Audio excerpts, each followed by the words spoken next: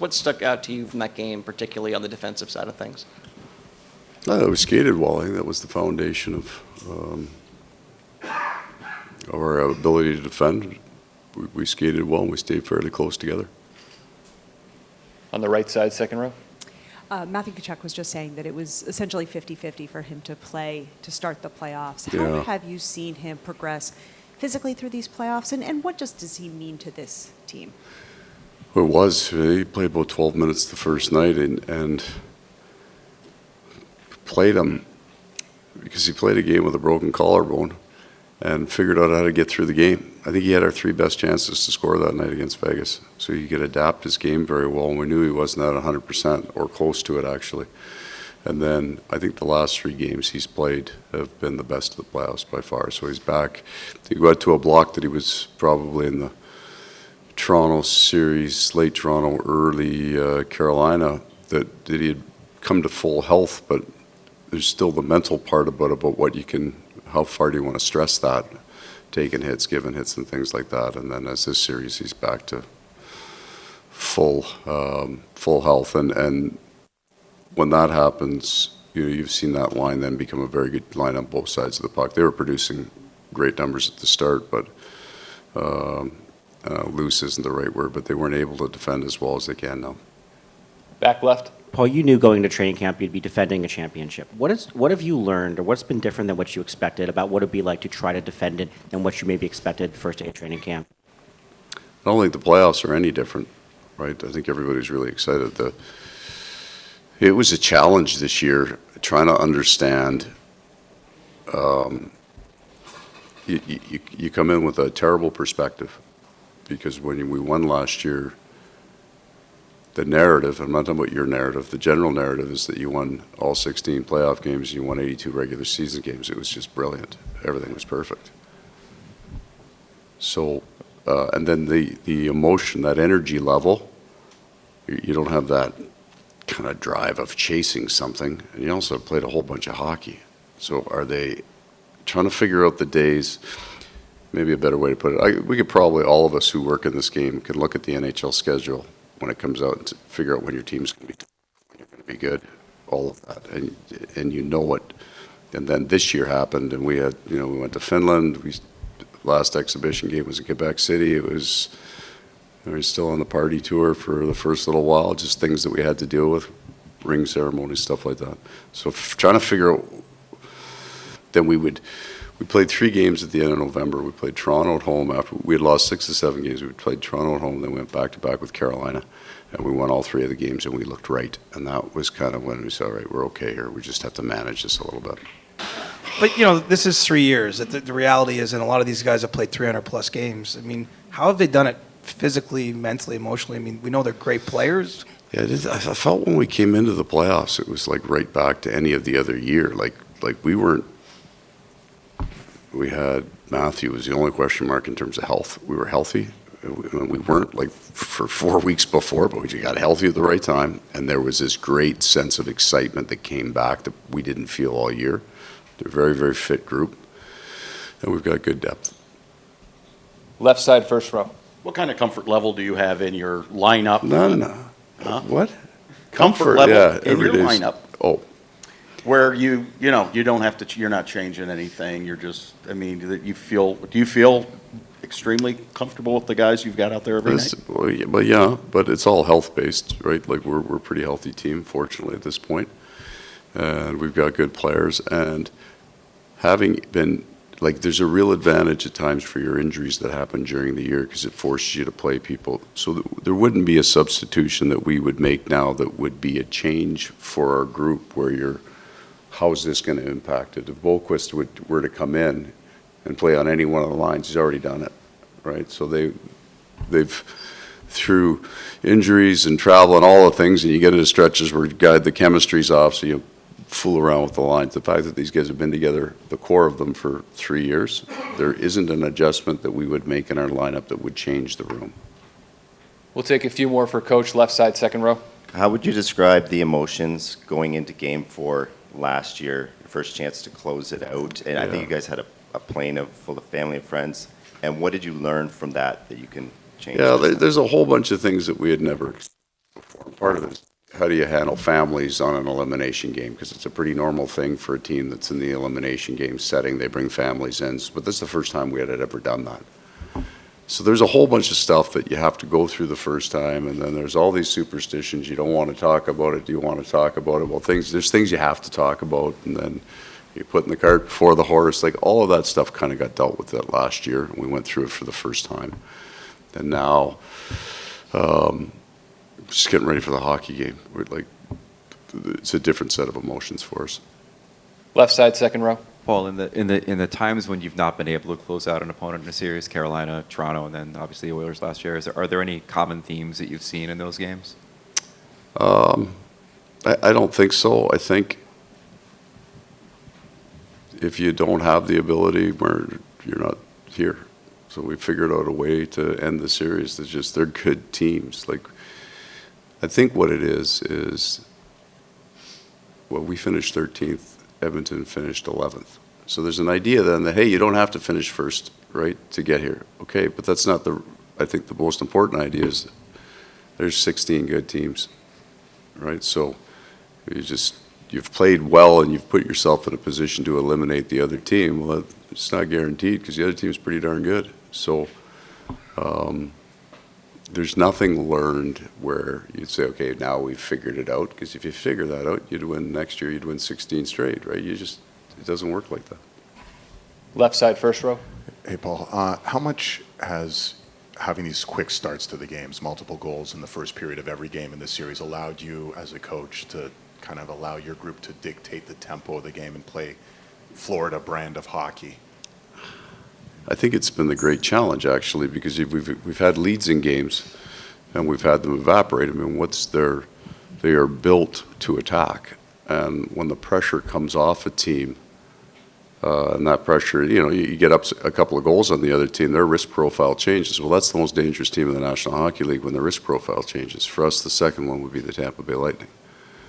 When they're down a goal or two, they are incredibly hard to handle. And it's in the style of game that they're very, very good at. So there's just been more time where we're playing them at their best, like the attacks, the goaltending. I know what the numbers are. I get all of it, but the number of really, really good saves that happen in each game, I think we have the lead there at their best.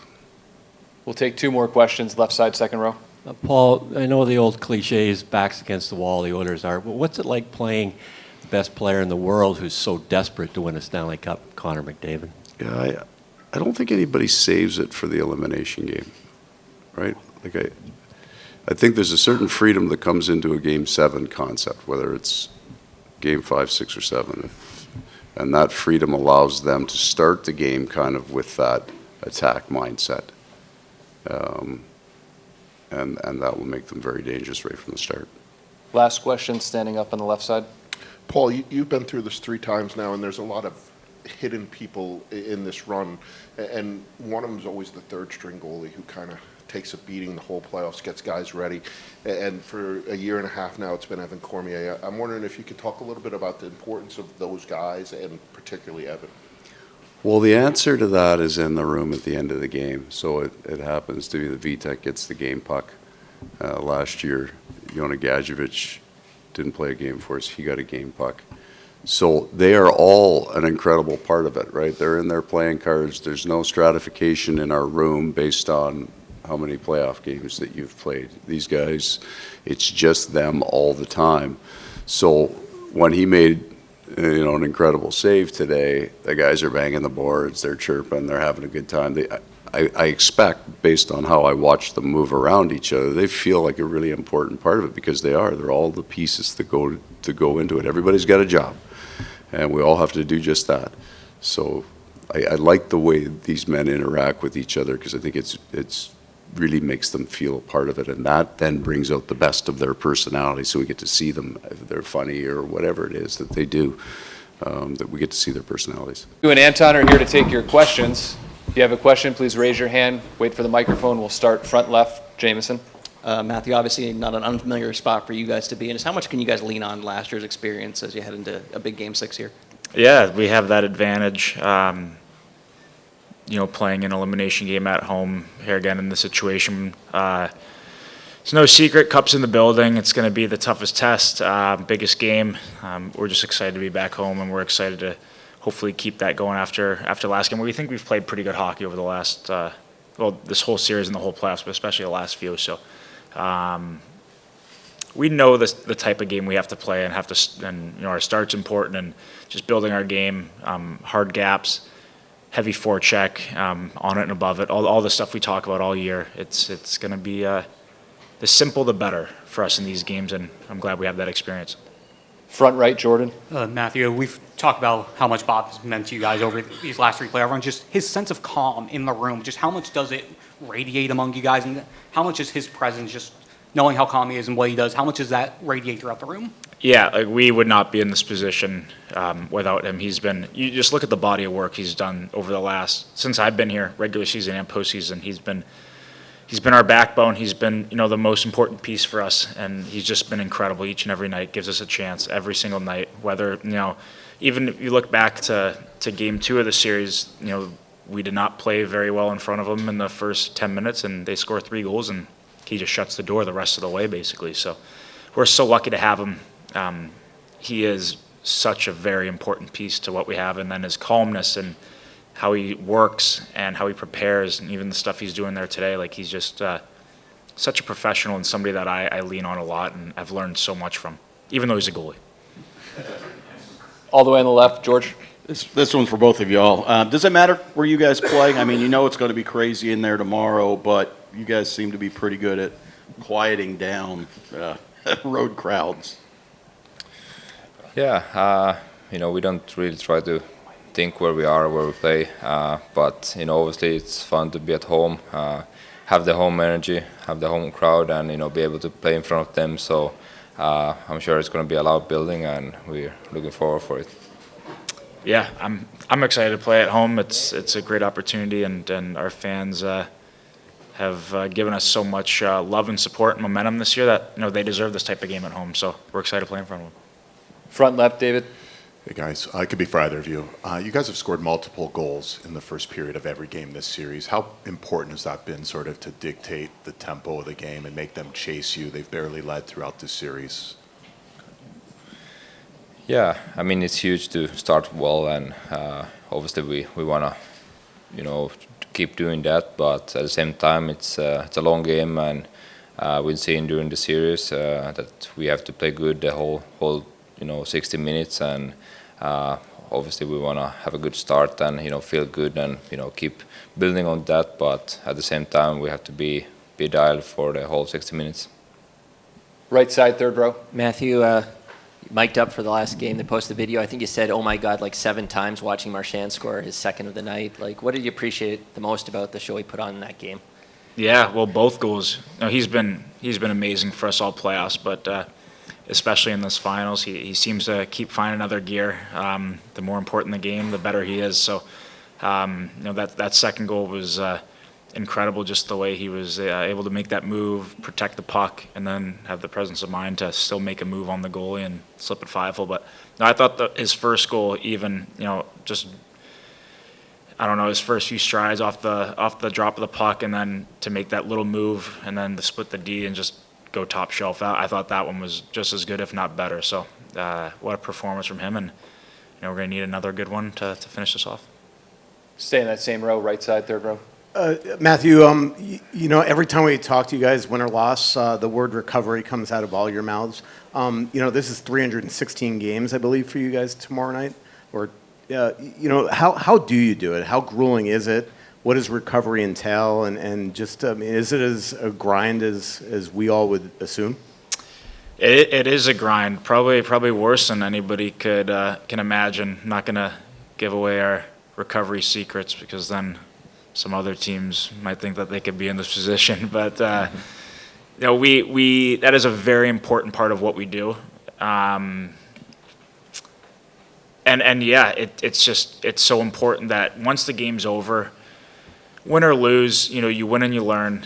We've talked about that a lot. And then on days when you're not playing, like, get away from the game, get your body back to as close to as good as you can get it for the next game. That's very important. We do so many different things at home, on the road, but that's a big thing for us, and we've been preaching it for pretty close to 3 years now, and it's helped us a lot, and it's been a great, very big reason why we continue to have success deep into the playoffs, and then come back after a few months and are able to get right back in the swing of things. So it's important. Our team does a really good job of training really hard in the summer, very well conditioned group, and then dealing with the aches and the pains of long playoff runs, and we do a really good job of those days in between games of getting back to how we need to be.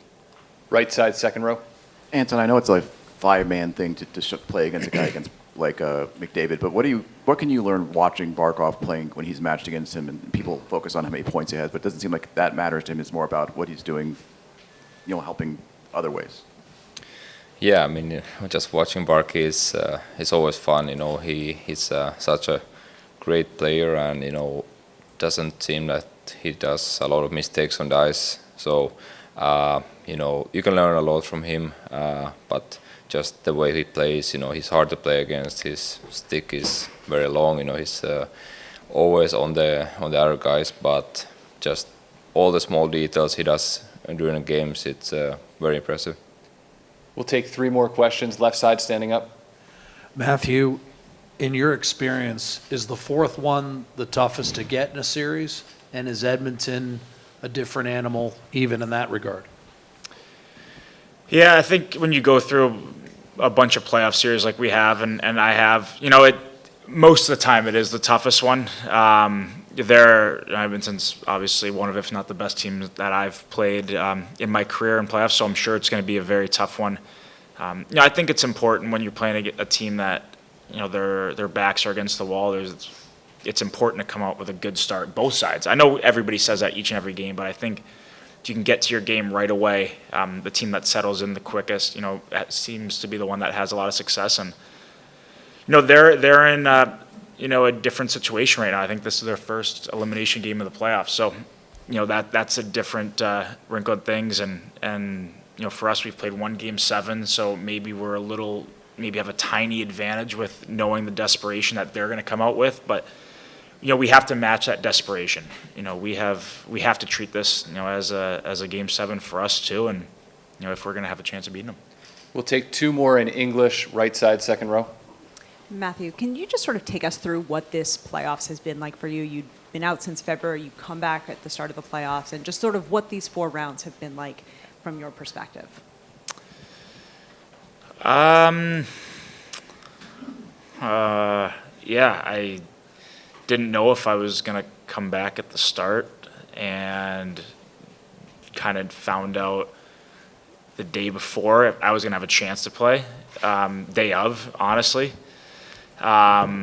Decided, even though I wasn't, the first round was definitely the worst I felt by far, and just knowing that was going to be, other than this round, that was our toughest round, playing Tampa, so I knew that even at, nowhere close to what I expected out of myself, I knew I needed to help out as best I can if we were going to get by them. So was proud of myself and happy for playing that round, and had some ups and downs throughout the playoffs, and now I'm feeling the best I've felt. So personally, I'm very happy with where the health is and everything, and just very lucky that I'm able to be playing. I did not think I was going to be playing.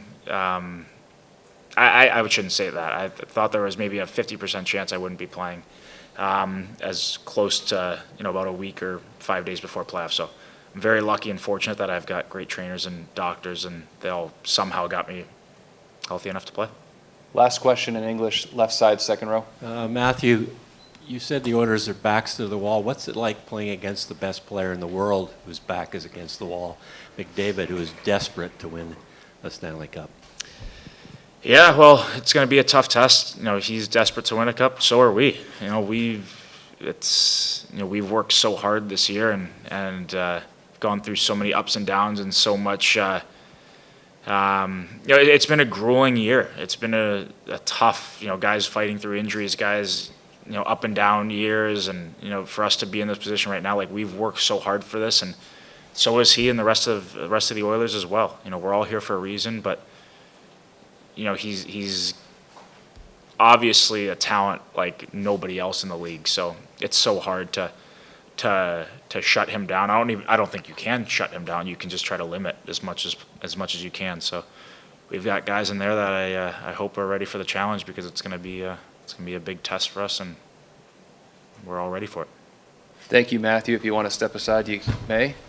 Thanks for your time. We'll take one question and finish all the way in the back of the room. Morjesta, Anton.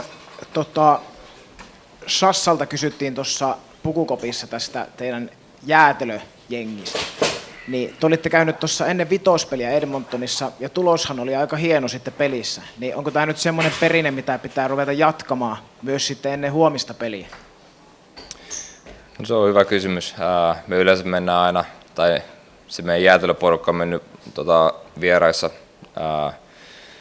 hakee jätskit illallisen jälkeen, että siinä sen yhteydessä on muodostunut semmoinen pieni perinne ja traditio, että en ole ihan varma, että onko huomisen peli ennen jätski tai vetääkö jokainen kotona omat jätskinsä. And one more on the right side. Jatketaan nyt tällä jäätelöllä vielä. Siis käyttekö te kotipeleissä ollenkaan? Mistä tämä niinku 6-3 kai lähtenyt, mutta mikä tämä homma, niinku, se on vaan tullut tavaksi?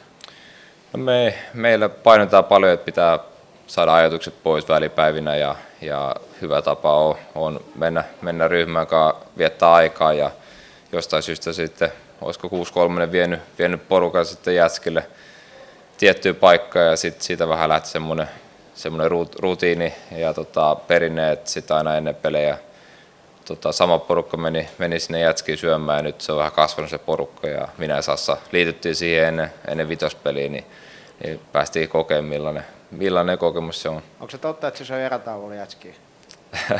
Se sun pitää kysyä häneltä. Kiitos. Thank you for your time, Anton. Panthers head participated in the Olympics. I think that's a huge accomplishment, not to be understated, and I'm really looking forward to it. And you know, hopefully everything works out. Stay healthy and go there and represent your country. How fun will it be to play with Leon Draisaitl against him?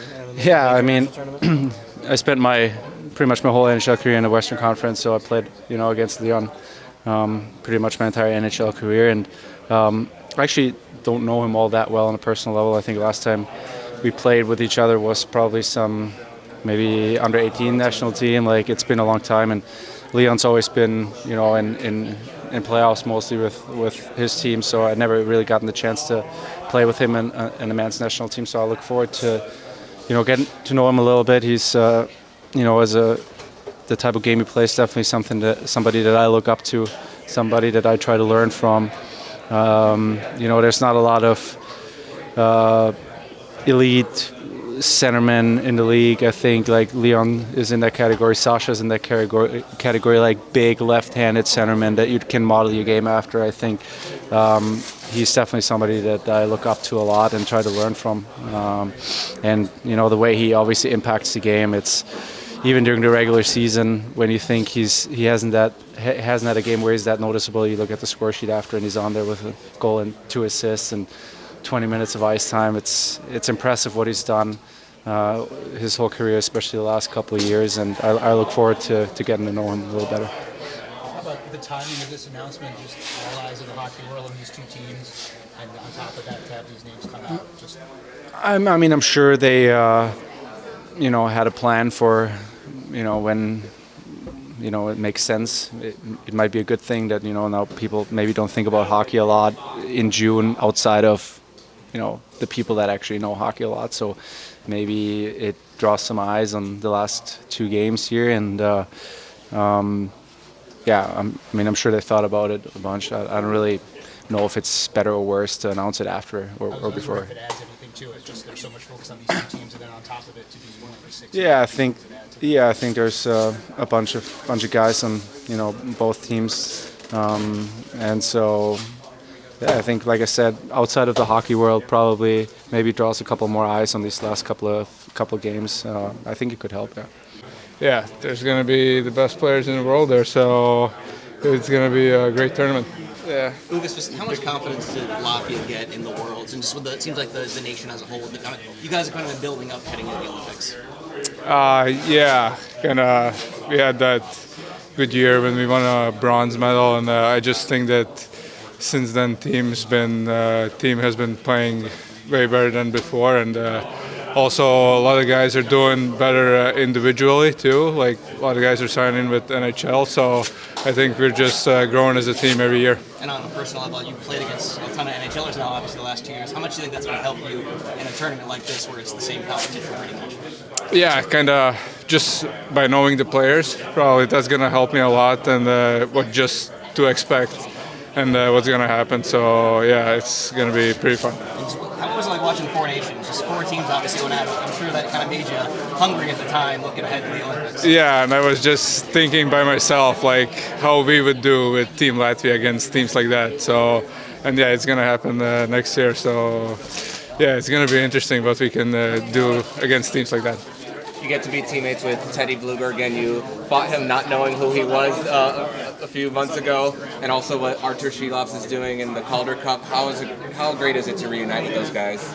Yeah, it's great to have those guys on the team. They play in NHL, so we need those guys, and yeah, they're gonna help the team a lot. Yeah, of course, experience helps and that kind of stuff. But the most important thing is to stick with your game. Like that's the thing. You don't need to change anything. You need to just be as good as possible. And that's been our whole mindset, whole playoffs. Like every next game, you have to be a little better than previous game. Was Game 5 as close to a complete game, complete Florida hockey over 60 minutes as you guys had this series? Yeah, I think we did a lot of good things there. Of course, there's some areas we could be a little better at, and hopefully be better tomorrow. So we're gonna work on that. And but overall, like we did what we wanted to do, and yeah. In the first few games of the series, there was a lot more hits, a lot more physicality. Why do you think it changed? I haven't really thought about that. Like we just do our thing. Like we play our game, and which is trying to be physical, obviously, but at the same time, like we just wanna do our thing. And I haven't really checked the stats or anything like that. Like if there's less hits or anything. When you're playing against McDavid, what are you trying to do? What's the best approach against him?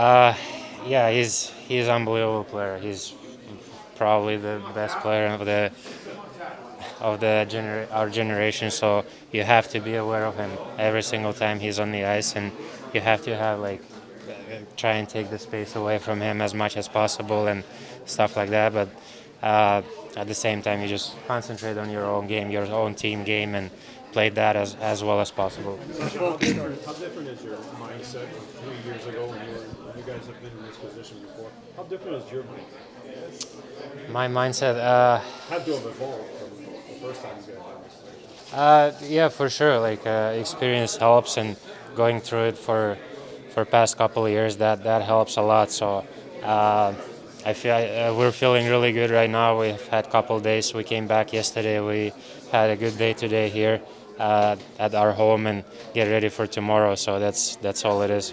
I know you're focused on your own game, but what do you expect to see from them tomorrow?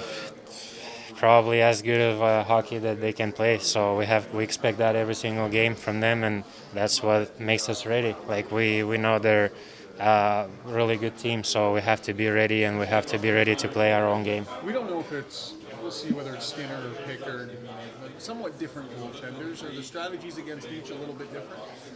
No, like I said, every single game is, we just want to do our thing and play the same way we do, and not to change things, because we've been working on it for a long time and doing that thing, and that's what's been working for us, and we want to do that as well as possible tomorrow. You keep talking about getting to your game. Last year there was clearly a stretch of the Cup final where they were playing their game. How would you describe the job your team has done on staying on your game for the entirety of the series?